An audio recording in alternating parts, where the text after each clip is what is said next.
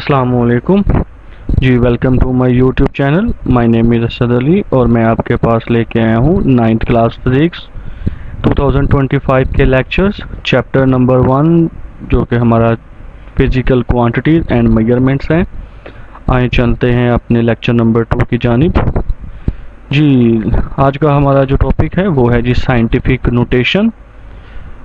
Scientific notation it is a method, ये एक तरीकाकार है इन विच जिसमें the numerical part of the quantity, किसी भी मिकदार का जो न्यूमेरिकल पार्ट है, जो नंबर है, इज रिटन, उसको लिखा जाता है as a number from 1 to 9, किसी नंबर के तौर पे। वो 1 से लेके 9 तक होता है। Multiply by a whole number, वो जो आपका नंबर है 1 to 9 वो मल्टीप्लाई हो रहा होता है एक होल नंबर से, पावर ऑफ 10। और वो होल नंबर कहाँ पर होता है? 10 की पावर में।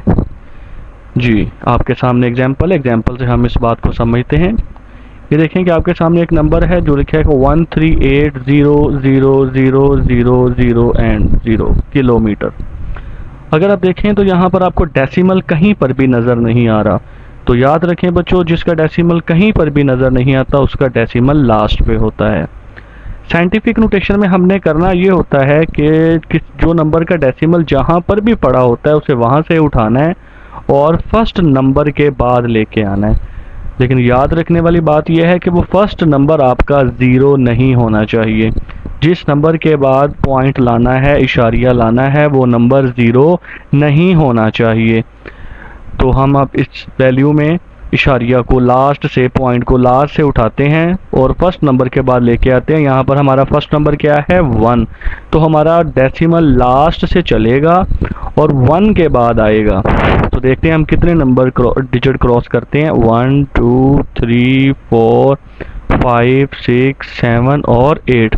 तो पॉइंट हमारा जो लास्ट वाले ज़ीरो के बाद पड़ा था, जब वो 1 के बाद आया तो हमने कितने डिजिट क्रॉस किए? 8 डिजिट क्रॉस किए। तो अब इसको साइंटिफिक नोटेशन में कैसे लिखा जाएगा? 1.38। ये जो आगे वाले ज़ीरो हैं अगर इनको लिख भी लें तो भी कोई मसला नहीं, ना लिखें तो भी कोई प्रॉब्लम नहीं। तो 1.38 मल्टीप्लाई लगाएंगे, क्योंकि डेफिनेशन ने कहा है कि मल्टीप्लाई करना है किसके साथ? एक होल नंबर के साथ। यहाँ पर हमारा होल नंबर क्या है? 8, क्योंकि हमने 8 डिजिट क्रॉस किए इसलिए 8 आया। और कहाँ पर आया 8? पावर ऑफ 10 में, 10 की पावर में आया। तो पॉइंट आपका जो लास्ट में पड़ा था वो फर्स्ट डिजिट के बाद आ गया, ये साइंटिफिक नोटेशन में कन्वर्ट हो गया।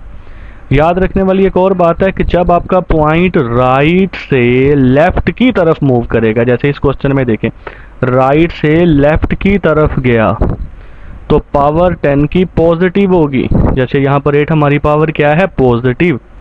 नेगेटिव कब होगी? आए हम उसकी एग्जांपल भी देखते हैं। जी, ये देखें कि आपको एक नंबर लिखा हुआ है जिसमें पॉइंट ये देखें 0.0000000567। अब इसका पॉइंट आपको नज़र आ रहा है इस ज़ीरो के बाद, इसलिए लास्ट पे नहीं है बल्कि यहाँ पे है। लेकिन हमने लेके कहाँ जाना है? उसी मेथड के तहत फर्स्ट नंबर के बाद, जो कि ज़ीरो नहीं होना चाहिए। तो इसमें फर्स्ट नंबर कौन सा है जो नॉन ज़ीरो है? 5। तो आपका पॉइंट 5 के बाद आएगा। तो चलते हैं 1 2 3 4 5 6 7। तो आपका पॉइंट इस ज़ीरो से हमने उठाया और 5 के बाद लेके आ गए। तो नंबर कैसे लिखा जाएगा? 5.67 मल्टीप्लाई 10 टू पावर -7। अब इसमें पॉइंट देखें लेफ्ट की तरफ पड़ा हुआ था और उसने ट्रैवल किस तरफ किया? राइट की तरफ ट्रैवल किया। तो पावर क्या हो गई? Negative.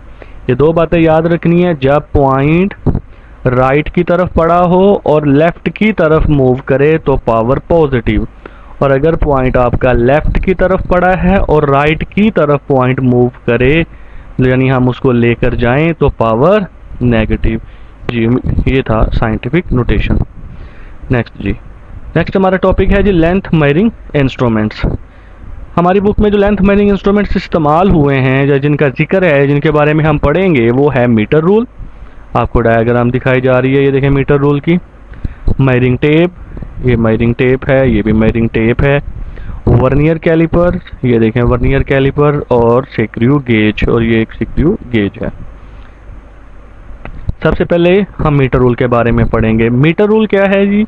Metre rule is a length measuring instrument. Metre rule एक पैमाइश मापने वाला आला है, लेंथ मापने वाला आला है, लंबाई मापने वाला आला है, which is used in laboratory, जो आमतौर पर लेबोरेटरी में इस्तेमाल होता है। टोटल लेंथ कितनी होती है मीटर रूल की? Length of the metre rule is 1 metre. Total length इसकी 1 मीटर है, which is equal to 100 centimetre, जो कि 100 सेंटीमीटर के बराबर होता है।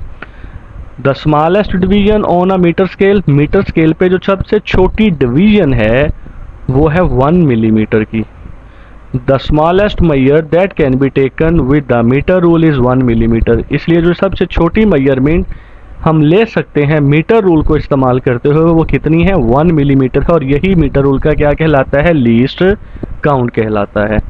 तो लीस्ट काउंट क्या होता है जी? सबसे छोटी वैल्यू होती है जो किसी भी आले को मैयर यूज़ करते हुए हम लेते हैं। तो मीटर रूल की लीस्ट काउंट कितना है जी? 1 मिलीमीटर। यानी कि 1 मिलीमीटर से छोटी वैल्यू हम मीटर रूल को इस्तेमाल करते हुए मैयर नहीं कर सकते। पैरालैक्स एरर क्या है जी? It is a common mistake, ये एक आम गलती है। दैट अकर, जो तब वकू पजीर होती है, व्हेन द ऑब्जर्वर आई, जब मुशाहिदा करने वाले की आंख, इज़ नॉट डायरेक्टली, बराह रास्त ना हो, अबव द मेजरमेंट, जब मेजरमेंट के पैमाइश के बिल्कुल ऊपर मुशाहिदा करने वाले की, रीडिंग लेने वाले की आंख ना हो, तो जो वो गलती कर रहा होगा उसे कहते हैं पैरालैक्स एरर। एग्जाम्पल से ये बात देखें, अगर आप मीटर रूल इस्तेमाल कर रहे हैं तो यहाँ पर ये वैल्यू हमारी शो हो रही है 4.8 सेंटीमीटर।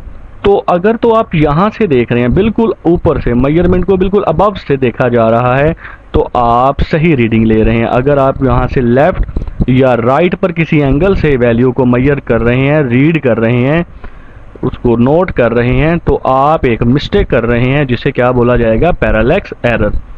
इसी तरह मेजरिंग सिलेंडर पर गौर करें तो यहाँ पर भी आपको 3 एंगल, 3 पोजीशंस दिखाई गई आंख की।